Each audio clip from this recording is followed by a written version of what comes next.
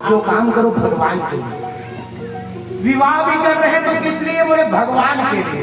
ठाकुर जी की सेवा अच्छा से होगा, समय से होगा, इसलिए भगवान भोलेनाथ का पूजा पाठ अच्छे से करेंगे हम, इसलिए विवाह।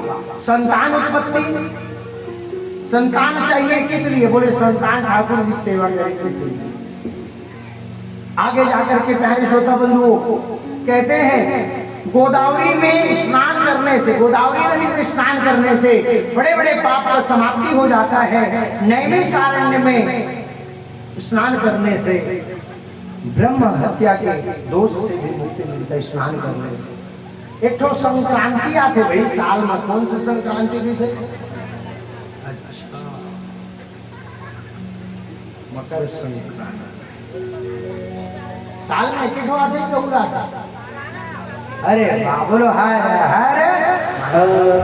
मोड़ शहीद नगर के भक्त, बिरगांव के भक्त मन से यही आता है।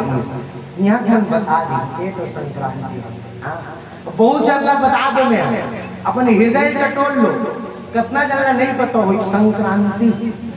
हाँ, एक एक तो संक्रांति जाना तो ज्यादातर मोर ख्याल से 99% सिर्फ एक संक्रांति जाना तो कौन से?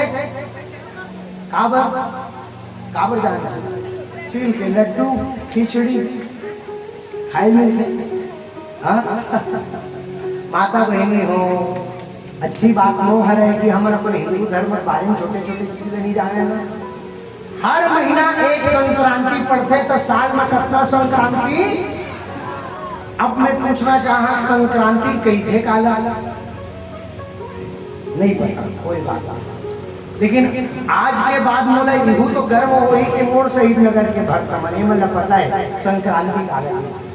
संक्रांति कहते हैं जब सूर्य एक राशि छोड़ के दूसरा राशि में जाते, बोला संक्रांति गई थे। तो सूर्य के दिन में राशि बदलते 30 दिन, सूर्य 30 दिन में राशि बदलते तो कितना 12 बार वो राशि बदलते, 12 बार बदले में कितना होंगे? एक साल। भाई 12 एक राशि से लेकर 12 राशि पूरा करें फिर एक महीना, एक साल। सूर्य राशि जब बदले उसको संक्रांति कहते हैं। पंजाब में इसको ज्यादा मानते हैं लोग। पंजाब के लोग इसको क्या कहते हैं? पोंगल। क्या कहते हैं? पोंगल। हाँ, कुछ लोग इसको कहते हैं लोहड़ी, कुछ लोग कहते हैं इसको संक्रांति। मकर राशि में जब सूर्य जाते हैं मकर संक्रांति हो गई। मेष में जाते हैं मेष, वृषभ में आते हैं वृषभ। संक्रांति बड़ा महत्व है। उड़ीसा मन भी बहुत ज्यादा है। हर हर आगे जाकर के माता बहनों पाप से मुक्ति कैसे मिली? पाप के प्रकार के होते पता है आपको? 3 प्रकार के पाप होते। कितना प्रकार के? एक मन से किया हुआ पाप होता है। किससे? मन से। मने मन कोई आदमी सोचा थे गाड़ी झपा जाती, आवर झपा जाती रे भैया, नहीं वो बोला वो दिन पैसा मांगे रहे नहीं दी से झपा जाती। वो दिन मोर घर के सामने में रेती गिट्टी गिरा दे रही तो लड़ाई हो गई, झपा जाती। ऐसे होते है कि नहीं? काकर द्वारा पाप होने से, मन के द्वारा पाप होने से।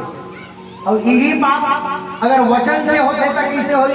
पानी भरत भर मोर पानी कोई दूसरा भर तोड़ तो ना तोड़ ऐसे। ये काका द्वारा पाप हो गए वचन से। और गलती से अगर कोई अब शब्द बोल दी, उल्टा सीधा बोल दी, हम भड़ा पर 2-4 ठो दे देंगे तो काकर द्वारा पाप हो गए कर्म से। कितना प्रकार के पाप हो से? मनसः, वाचः और कर्मणः। मन से, वचन से और कर्म से 3 प्रकार के पाप हो गए। अब 3 प्रकार के पाप कैसे मिटते? मन से किया हुआ पाप मिटता है भगवान का चिंतन करने से। भगवान ने सोचो मन में, जुबान से नहीं, मन में। हे भोलेनाथ मैं आपके चरणों को प्रणाम कर रहा हूँ, कर रही हूँ। मन से आप सोचो, हे भोलेनाथ कृपा बरसाओ, नमः शिवाय नमः शिवाय। मन में चलता है तो मन से किया हुआ पाप आपका दूर हो जाएगा। बोलो हर हर। अपना फायदा वाला बता दो तब हो जोर से चिल्लाओ, बोलो हर हर। अब वचन से किया हुआ पाप कैसे मिटेगा? अगर ज्यादा कोई बात बात में गाली देके उल्टा सीधा बोला देना तो जितना ज्यादा नाम जाप करी बोलने पड़ी होगा। हर हर महादेव, राधे राधे, नमः शिवाय, राधे राधे, राधे राधे, राधे।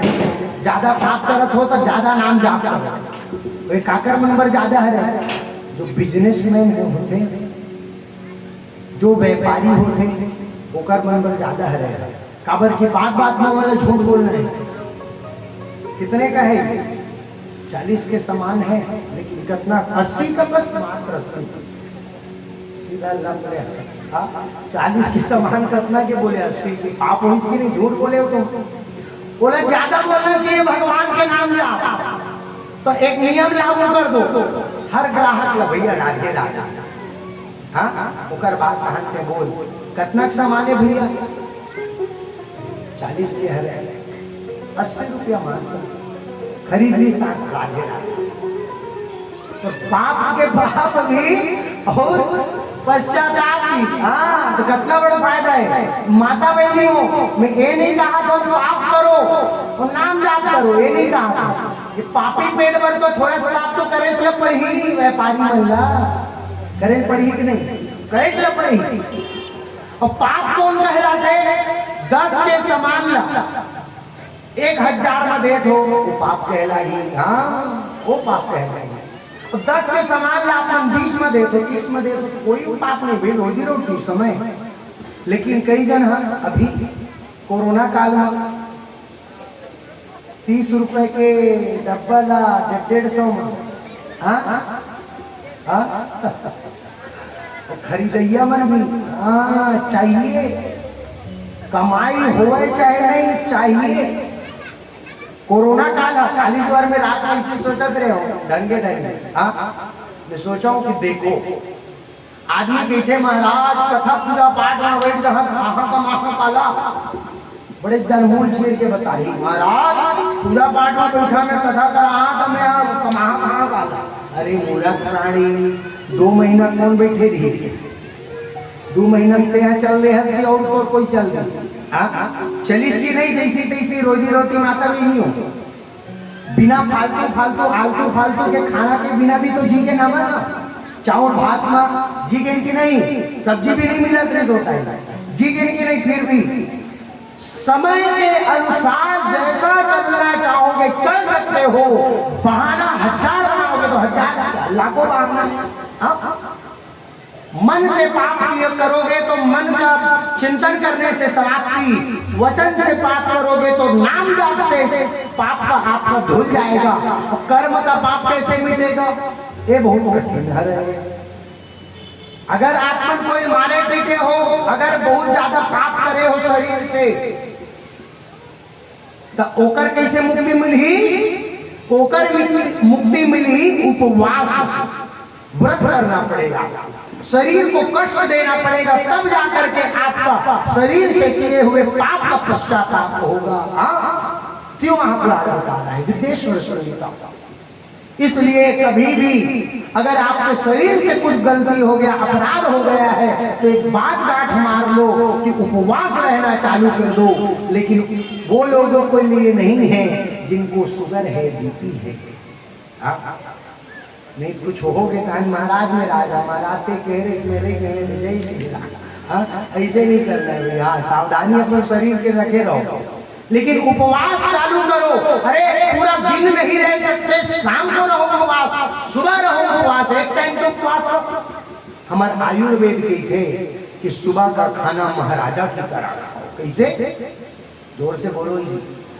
महाराजा की तरह खाओ सुबह खाना। और आयुर्वेद का दोपहर का खाना योद्धा की तरह खाओ, राजा की तरह खाओ। कैसे? कैसे बोलो? कैसे खाओ?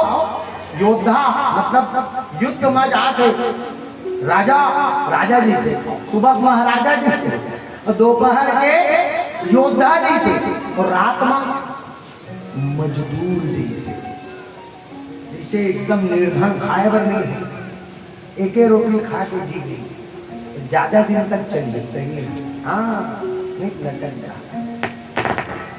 बोलो शंकर भगवान की जय। इसका विशेष रूप से ध्यान रखना।